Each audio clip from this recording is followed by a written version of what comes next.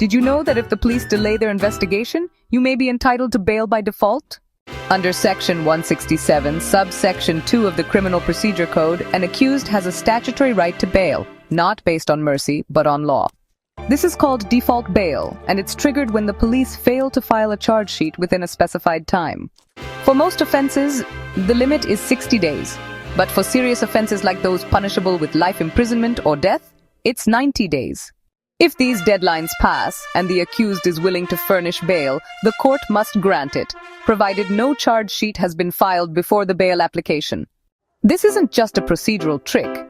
It protects Article 21 of the Constitution, the right to life and personal liberty, by ensuring no one is detained indefinitely without formal charges. And courts have strongly upheld this right.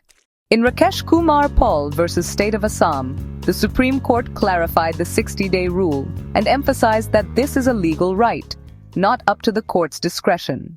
In Uday Mohanlal Acharya, it was reaffirmed that if you apply after the period lapses, the right survives even if the charge sheet comes in later. But be careful.